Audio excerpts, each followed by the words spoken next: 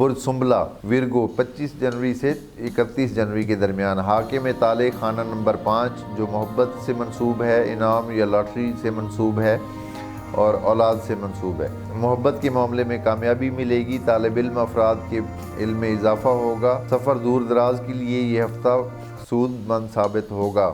Army اور دیگر افواج سے تعلق رکھنے والے سنبلہ افراد کو پیشہ ورانہ معاملات میں ترقی اور تیزی سے واسطہ پڑنے کا امکان ہوگا۔ شریک حیات سے تعلقات بہتر رہیں گے، تاہم شریک حیات کے وہم و گمان کی وجہ سے اب اسے شک کا موقع نہ دیں، کیونکہ آپ لوگوں کے 7ویں گھر میں نیپچون ہے اور راز جو ہے وہ آؤٹ ہو سکتا ہے، اس لیے زیادہ کیئر کرنے کی ضرورت ہے۔ موبائل کو سنبھال کے رکھیں، موبائل کا پاسورڈ بھی سنبھال کے رکھیں۔ شراکت کرنے والوں کو بھی فائدے حاصل ہوں گے، دوسروں سے پیسہ حاصل کرنے مثلا لین دین، ریکوری، قرض وغیرہ حاصل کرنے میں آسانی رہے گی۔ جن افراد کے وراثت کے مسائل ہیں ان کے لیے اب اچھا وقت شروع ہو چکا ہے۔